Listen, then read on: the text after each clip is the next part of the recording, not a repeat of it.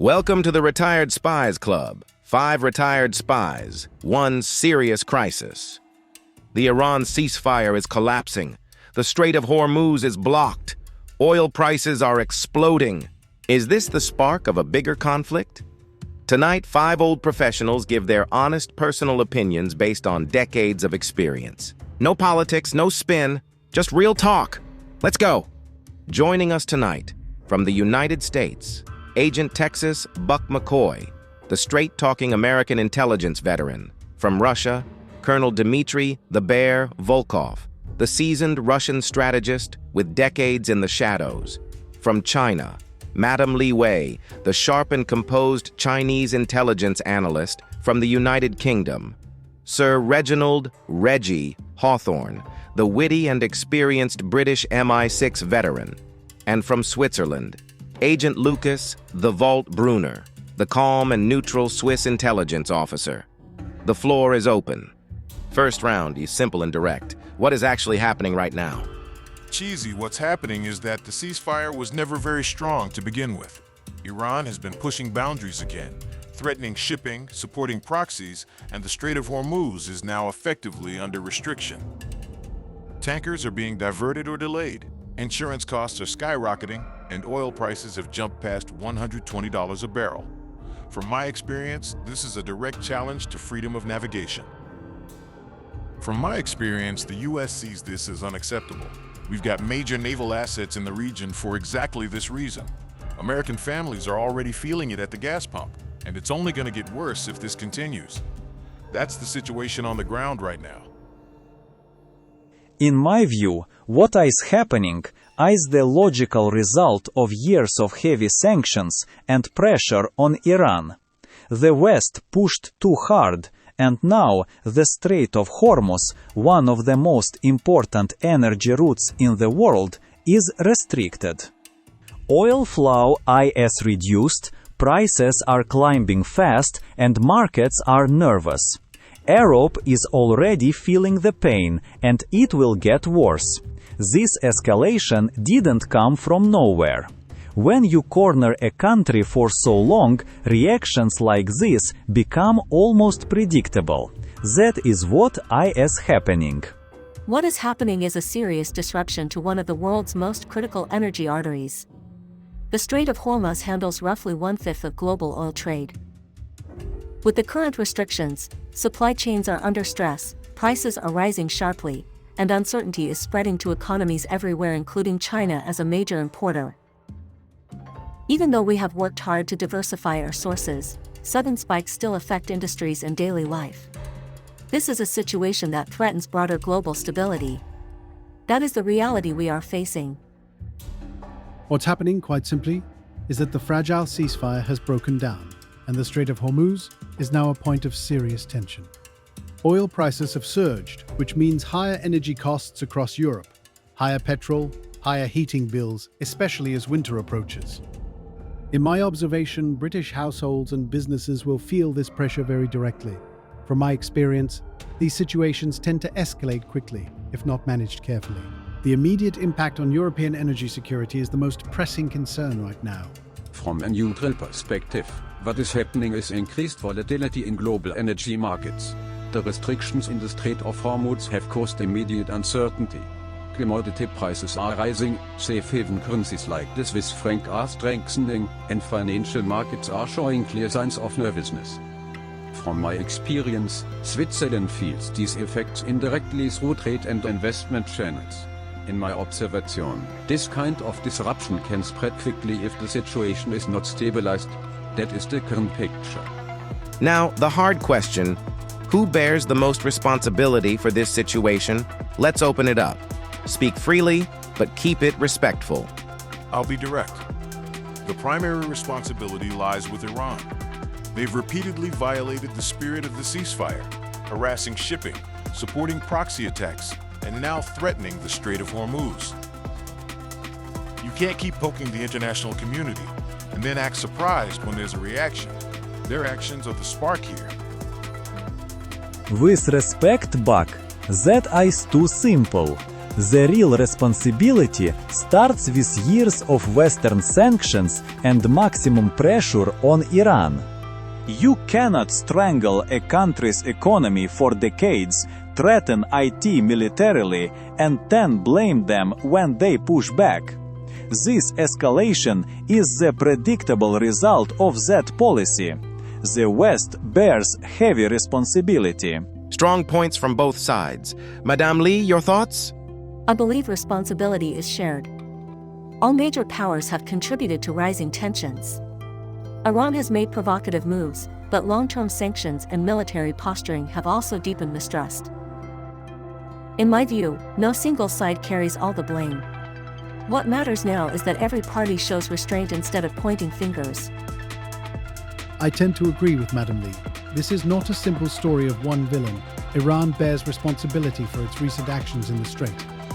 The United States and its allies bear responsibility for the long sanctions campaign, and frankly, all of us in the international community share some blame for allowing the situation to deteriorate to this point. Multiple parties have made miscalculations. From my neutral standpoint, I prefer not to assign blame to any one country. But I see our systemic risks, a dangerous combination of geopolitical rivalry, energy dependence, and failing diplomacy. The real responsibility lies in the failure of the international system to prevent such crises from developing. Blame games rarely help at this stage. I respect the neutral view, Lukas, but you can't ignore that Iran's provocations started this latest round. And you cannot ignore that those provocations come after years of sanctions designed to weaken them. Cause and effect, my friend.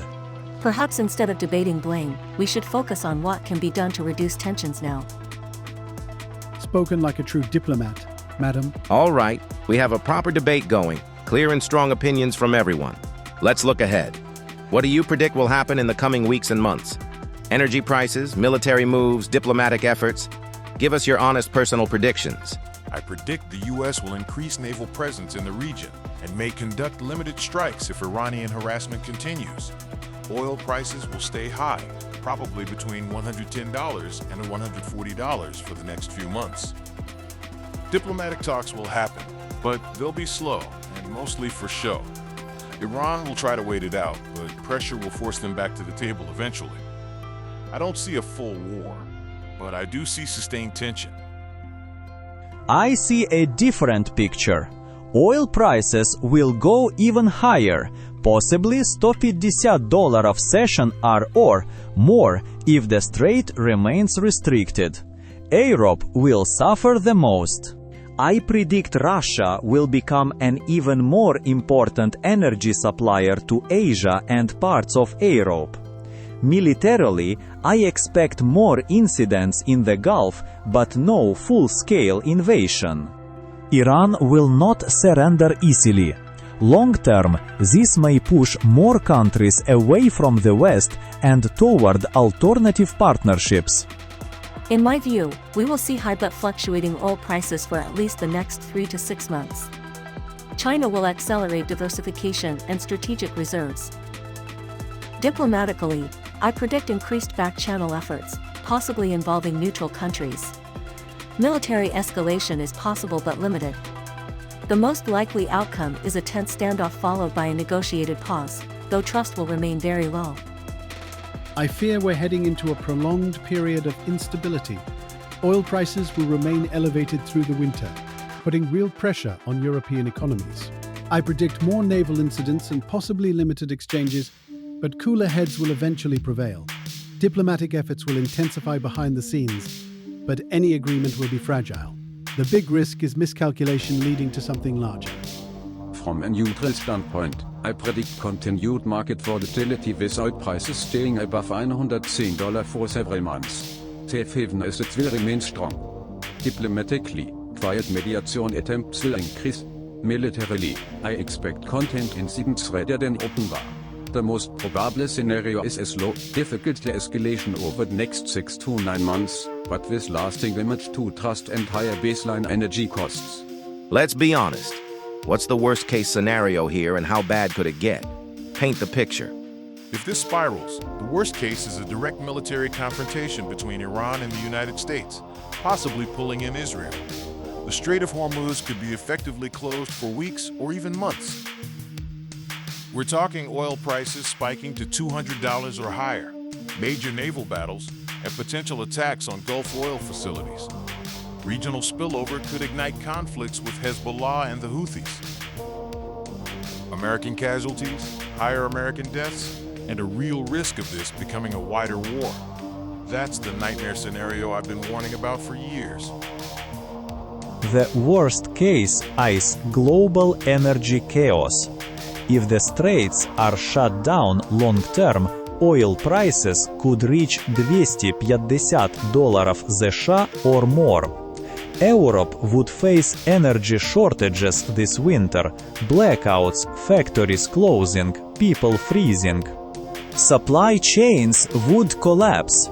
Russia would be flooded with demand, but even we couldn't fully compensate. Proxy wars would intensify across the Middle East.